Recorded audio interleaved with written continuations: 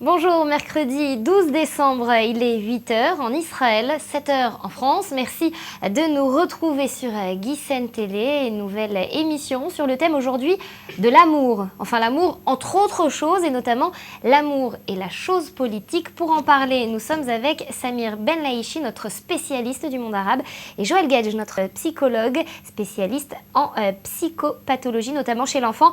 Nous prendrons comme support ce film sorti il y a peu sur les écrans en français, Would You Have Sex with an Arab, littéralement traduit, feriez-vous l'amour avec un arabe, ce film de Yolande Zoberman et qui a éveillé l'enthousiasme dans l'Hexagone.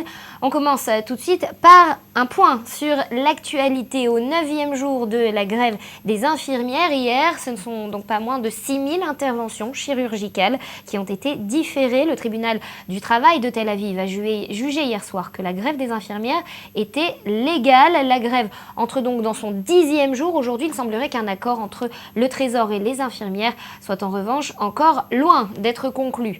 Le ministre de la Défense et commandant des forces armées égyptiennes, Abdel Fattah al-Sisi, a annoncé hier avoir convié le président islamiste Mohamed Morsi et l'opposition à une rencontre aujourd'hui pour tenter de sortir de la crise actuelle. Le général Sisi appelle à une rencontre pour l'amour de l'Égypte qui réunira les partenaires de la patrie en présence du président de la République, le gouvernement, l'élite politique, les courants politiques, toutes tendances confondues. C'est ce qu'a indiqué donc l'armée dans un communiqué publié sur sa page Facebook. L'actualité en Syrie, une série d'attentats à la bombe ont tué et blessé dans le centre de la Syrie environ 200 habitants d'un village alaouite, la minorité religieuse dont est issu le président Bachar el-Assad. C'est ce qu'a rapporté l'Observatoire syrien des droits de l'homme. Et puis notez que le président américain Barack Obama a reconnu hier le principal groupe d'opposition syrien comme étant le seul représentant légitime du peuple syrien. Dans une interview accordée à la chaîne de télévision américaine ABC, Barack Obama a qualifié la reconnaissance de la coalition de l'opposition syrienne nouvellement formée comme un grand pas dans les 10 efforts internationaux de renverser le président syrien Bachar el-Assad. Le Premier ministre algérien Abdelmalek Sellal a affiché hier la disponibilité de son pays à aider les autorités libyennes dans le renforcement de la sécurité du pays. En faisant le bilan de la visite de son homologue libyen, Abdelmalek Sellal a indiqué que cette visite est prometteuse et constitue un nouveau départ pour l'avenir des relations bilatérales, ajoutant avoir convenu avec la partie libyenne de soutenir les efforts consentis par le gouvernement en faveur du renforcement de cette relation et la réédification des institutions libyennes. Le gouvernement japonais a annoncé hier qu'une fusée nord-coréenne était passée au-dessus de l'île nippone d'Okinawa 12 minutes après avoir été tirée depuis la Corée du Nord et que Tokyo n'avait pas essayé de l'abattre. La Corée du Nord avait d'abord annoncé vouloir lancer la fusée Una du 10 au 22 décembre avant d'élargir la fenêtre de tir jusqu'au 29 décembre. Les autorités japonaises avaient toutefois maintenu l'état d'alerte maximale. Et puis on termine avec le mariage gay légalisé en 2013 en Grande-Bretagne. Le gouvernement conservateur britannique s'est prononcé hier en faveur du mariage homosexuel civil. Mais la loi qu'il entend soumettre début 2013 au Parlement maintiendra le caractère illégal d'une telle union au sein de l'Église officielle anglicane. S'appuyant sur les résultats d'une consultation populaire sur ce débat lancé par le gouvernement entre mars et juin dernier qui a recueilli 228 000 réponses, parmi lesquelles 53% étaient favorables au mariage de personnes de même sexe. Le ministère britannique de la Culture chargé des questions d'égalité a annoncé donc une évolution historique. Voilà, c'est donc tout pour l'actualité. C'est justement le thème du mariage que l'on va aborder aujourd'hui avec vous, Samir, Joël. Bonjour. Merci de nous rejoindre sur ce plateau. Pourquoi parler de Roméo et Juliette version Proche-Orient ce matin? Eh bien, on resitue le contexte. Would You Have Sex with an Arab? C'est un film qui est sorti il y a peu en France et qui n'est pas passé inaperçu, c'est le moins qu'on puisse dire. Il faut dire que la question n'est pas simple, tout du moins quand on la pose en Israël. Et on verra que les réponses non plus ne sont pas simples. Yolande Zoberman souhaitait au départ écrire un texte sur Golda Meir, on y reviendra. Elle termine sur la question du désir humain, politisé ou pas. Et sur l'intime, on regarde la bande-annonce. An Israeli out of 5 is an Arab. 1,500,000 Arabs that no wall isolates from their fellow Jewish citizens. My question is, would you have sex with an Arab? With a Arab? Yes. No, I don't think so because I'm Jewish. Not yet. If I find a sympathetic Palestinian girl beautiful, why not? So my question is, would you have sex with an Israeli Jew? I did. I had sex with Jewish girls. Oh, we touched too much. But I fuck identities? What is this? So when we did it, it was me making peace with the people.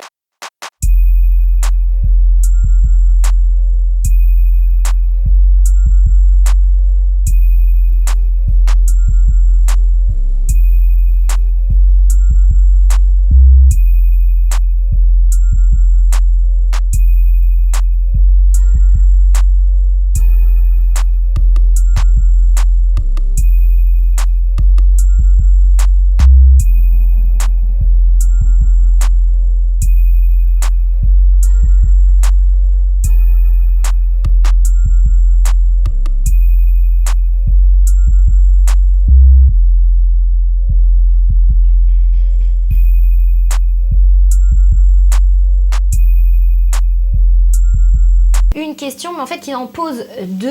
Est-ce que would you have sex with an Arab? C'est une des questions. L'autre question, c'est est-ce que vous accepteriez de faire l'amour avec un Israélien juif? Ce sont les deux questions que Yolande Zoberman pose dans ce documentaire film. Samir, la volonté pour Yolande Zoberman, la réalisatrice, c'est de bousculer simplement.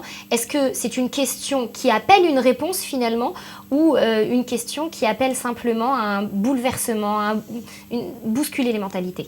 Oui, la question n'est pas inodine, c'est-à-dire c'est une question politique, mais déguisée sous forme d'une question intime. C'est-à-dire c'est vraiment une question de frontières. C'est-à-dire c'est autrement dit ce que on peut désirer l'autre, ennemi ou pas, désirer l'autre palestinien, arabe, israélien. Et donc c'est une question sur le conflit. Parce qu'on a tout dit sur ce conflit, mais on veut poser la question autrement. Est-ce qu'on peut faire l'amour avec l'ennemi?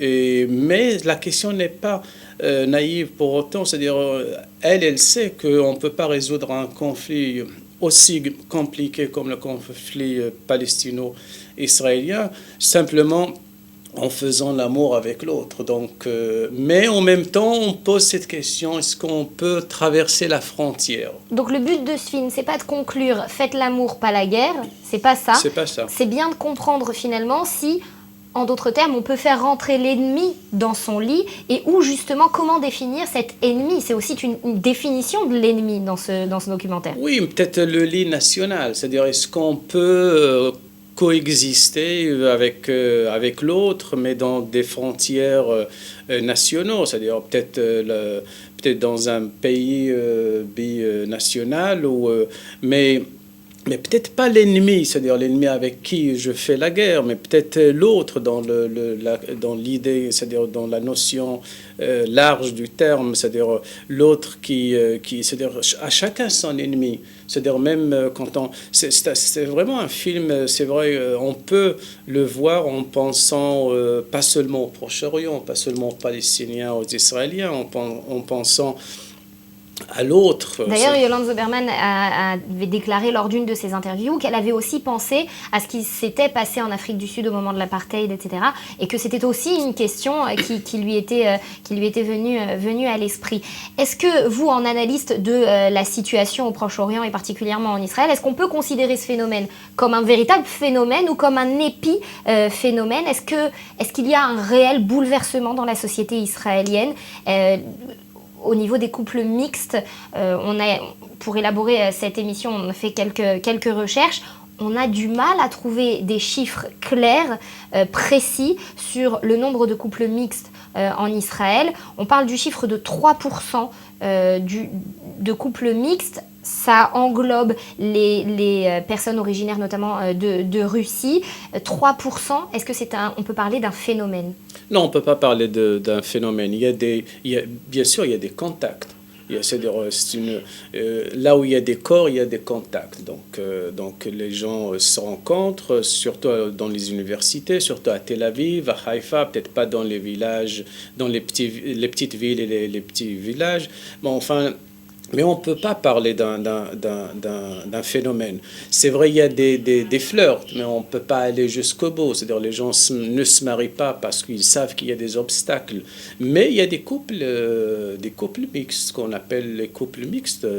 D'ailleurs, tous les mariages sont mixtes, même quand c'est entre Israéliens et Juifs. Mais je parle d'un mec israélien, juif, et une fille palestinienne. Ça existe dans l'autre sens. C'est pas un phénomène, mais ça existe. Alors, c'est pas un phénomène, ça existe. Joël, vous, est-ce que vous rencontrez des couples mixtes, même si on est bien d'accord sur le fait que tout couple est donc par définition mixte, mais est-ce que vous en rencontrez et dans quel état sont-ils? Pourquoi viennent-ils vous voir? Quelles sont leurs interrogations?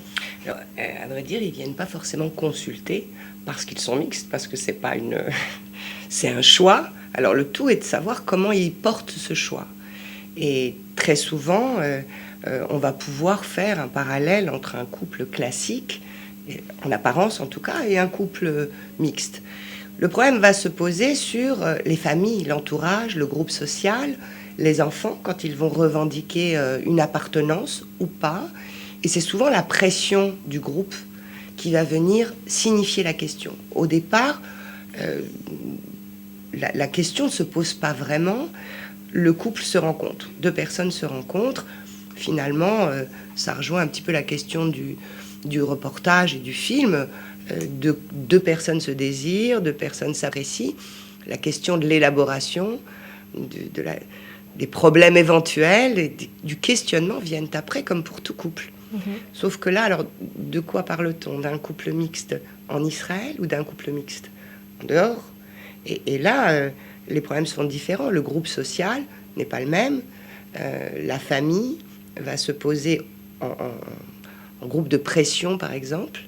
C'est très important. Je pense à l'extérieur. Je pense en France, par exemple. La famille va venir revendiquer l'identité très fortement. Ici, c'est le groupe social dans son intégralité qui va venir... Alors, le groupe social, on en reparle justement, puisqu'en Israël, vous parliez du distinguo à faire entre la France et Israël. En Israël en particulier, il n'y a pas de mariage civil.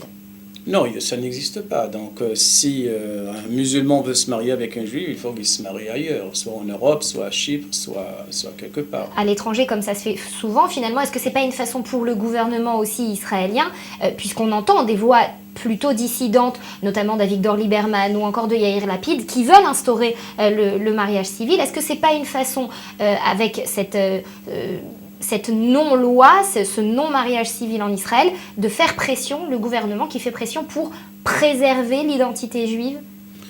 Bon, d'abord, il faut faire une distinction. C'est-à-dire le mariage civil, ça n'existe pas en Israël, mais l'État le reconnaît. C'est-à-dire on peut se marier en dehors d'Israël, mais quand on vient ici en Israël, l'État le reconnaît. C'est-à-dire on peut passer la frontière, et puis, mais on ne peut pas le faire d'une façon solennelle, religieusement, donc parce que les religieux, les rabbins, ou le refusent.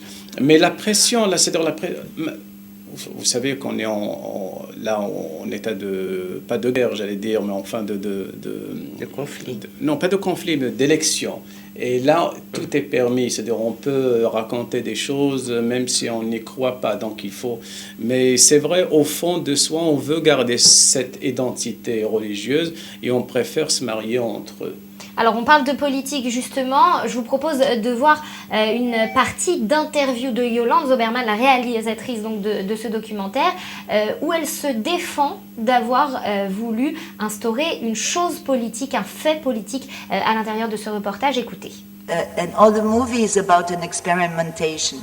That experimentation with this small camera was floating in the night of Tel Aviv and also finding a door that I was looking for since years and years, which was the door of the Arab Israelis.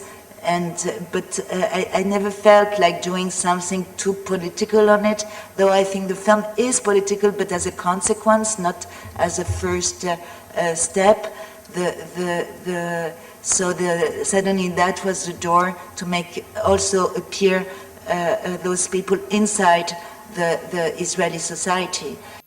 Joël, je vous voyais faire un signe de mécontentement quand vous entendiez Yolande Zoberman. Oui, parce que je suis pas tout à fait sûre que vraiment ce soit dénué d'objectifs. Alors, voilà, quand même ce qu'il faut politique. dire quand même Je suis pour pas tout à avoir, fait sûre. pour donner à nos téléspectateurs un petit voir ce qui se passe en arrière coulisses. Cette Yolande Zoberman est d'origine juive. Ses deux parents sont polonais, ont subi notamment les affres de la Seconde Guerre mondiale, et elle est en couple avec le co-réalisateur de ce film, qui lui est libanais, si je ne m'abuse. C'est vrai, c'est un C'est bien journaliste libanais, il est correspondant sur le Proche-Orient du journal Libération, le fameux journal. Donc c'est lui qui a couvert d'ailleurs tout le conflit, la guerre de Liban en 1982. Il y a ces articles sur le conflit israélo-palestinien, sur la guerre. Lui, il a grandi au Liban.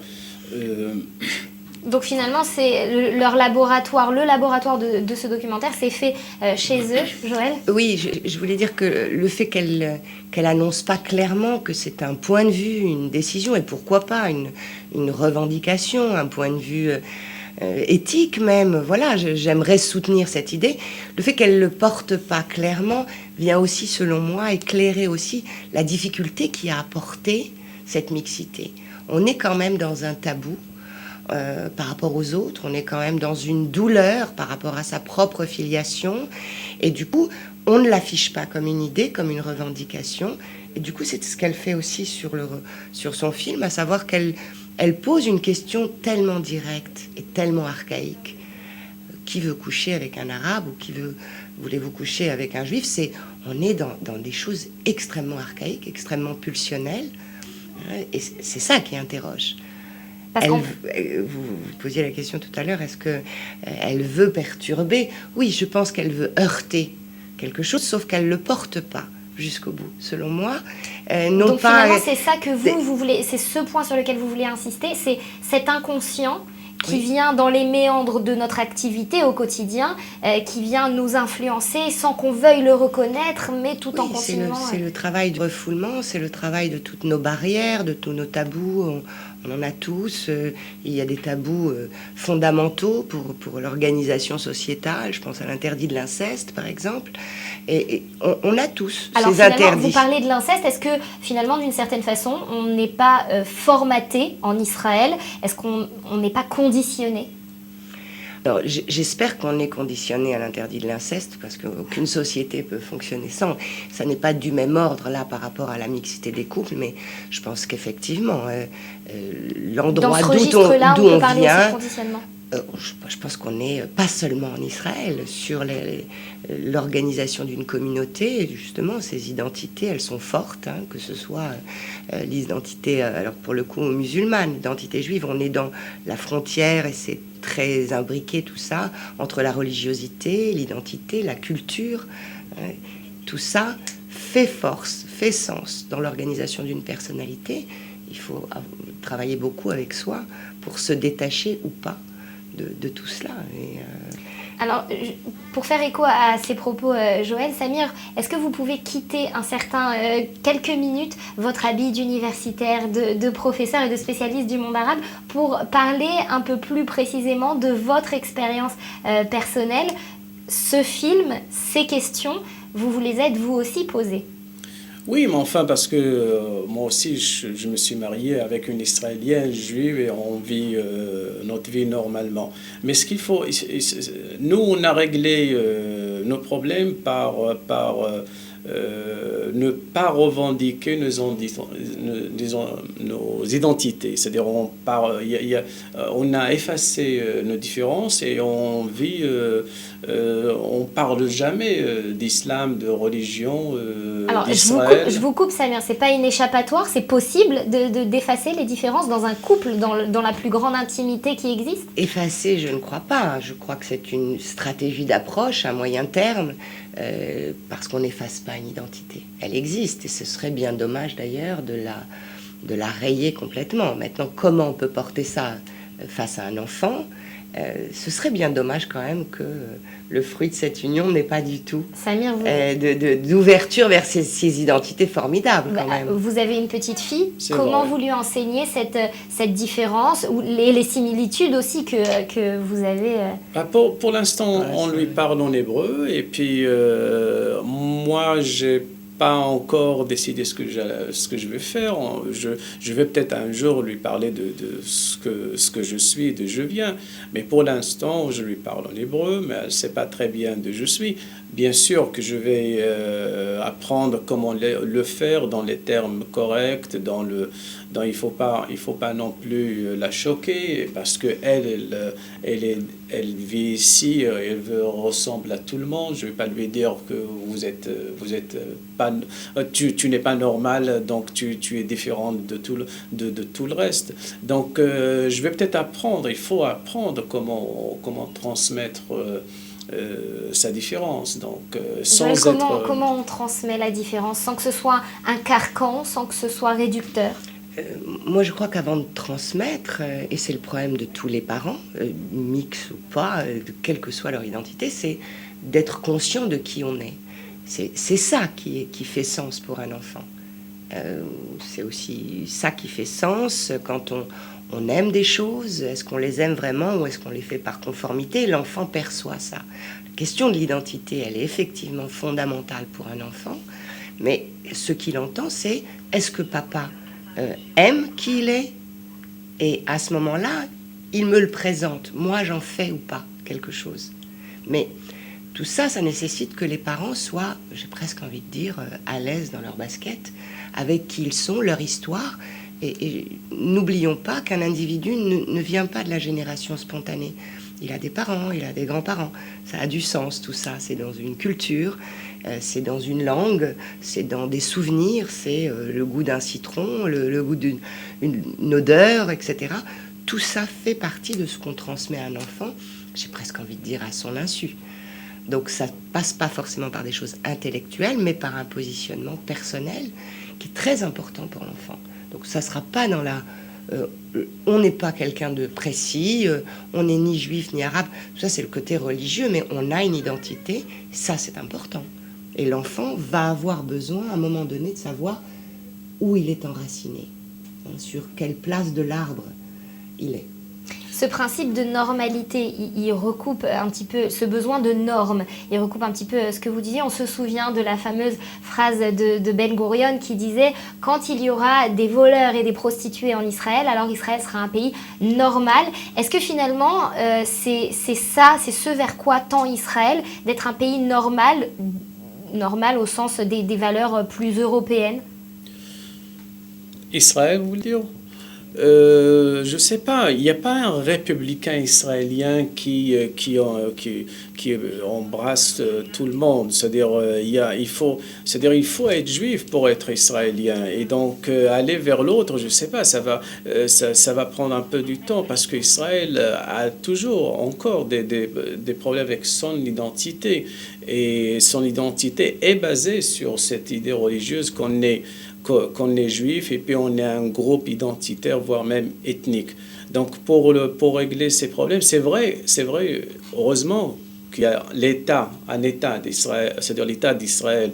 Et quand on a un État, on commence à penser autrement. On n'est pas dans les ghettos, on n'est pas dans les mélas du Maroc, on est dans un État, et donc dans un État, il faut se comporter comme des souverains.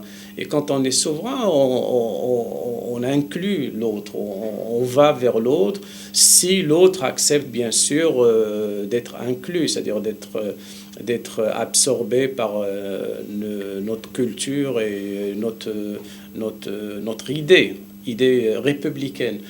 Et il n'y a pas d'idée républicaine israélienne, c'est-à-dire à la française. Il y a une idée elle a un noyau religieux qui va peut-être rester là pour quelques années. Joël, vous vouliez réagir? Oui, je disais que parallèlement à ce noyau religieux, il y a aussi l'histoire. L'histoire, ces agressions multiples qui ont construit aussi... chez des personnes, chez un groupe, volontairement j'utilise ces termes, la nécessité d'une reconnaissance et d'une appartenance.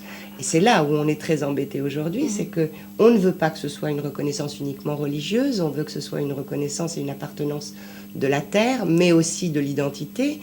Et après, quand on voit quelqu'un qui vient d'Europe de l'Est ou quelqu'un qui vient des pays du Moyen-Orient ou autre, on se rend bien compte que c'est compliqué. Alors, on se réfère à une soirée de Shabbat, on se réfère pour avoir une identité commune.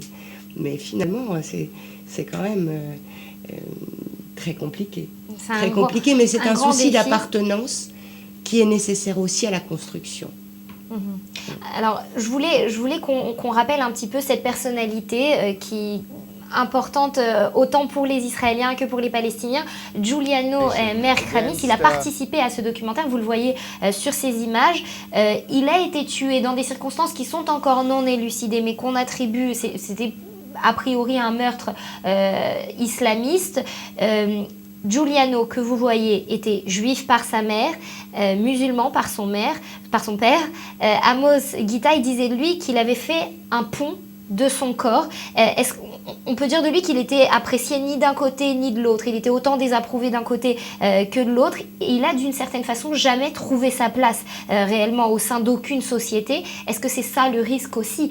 C'est sans tomber dans un extrême ou dans des raccourcis trop rapides, c'est d'enfanter des identités qui ne savent pas trop où elles en sont et qui ne sont ni bien là, ni bien là-bas. Alors, l'intérêt là dans cette question, c'est de dire là-bas ou là. C'est la question de la terre. Je pense qu'un personnage comme celui-ci peut vivre effectivement en France, en Angleterre, en ayant une identité ou plusieurs et en revendiquant ces identités sans que le groupe social vienne faire une pression trop importante. Là, le choix était d'être ici. Alors ici, voilà, deux communautés se revendiquent la propriété de la terre et du coup, ça pose souci. Pour donner un exemple, moi, je connais des personnes issues de couples mixtes arabes, juifs, etc., qui vont avoir des difficultés à se situer, mais qui vont finalement porter cette identité, en faire quelque chose.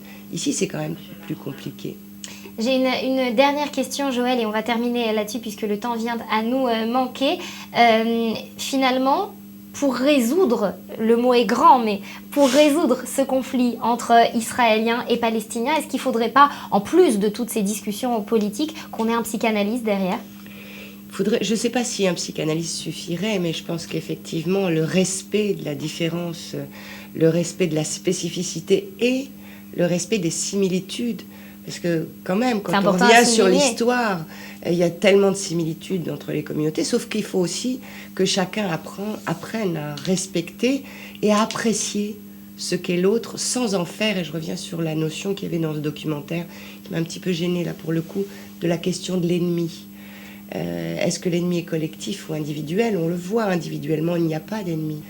Mais la reconnaissance mutuelle, le respect mutuel des spécificités des uns des autres, je ne sais pas si c'est juste un psychanalyste qui va aider à ça. Peut-être le temps, peut-être beaucoup de choses. Mais... Samir, le respect et une histoire à prendre individuellement, chaque individu particulièrement, c'est votre conclusion aussi? Ben oui, le respect de l'autre, c'est-à-dire l'autre dans sa différence. C'est-à-dire il faut respecter la différence de l'autre et puis accepter. Je veux dire, il ne faut pas juger. Juger, c'est trop facile. Il faut accepter, et même quand on ne comprend pas. Parce que nous, on a un problème, il faut comprendre tout et rendre tout logique. C'est-à-dire accepter l'autre, même dans son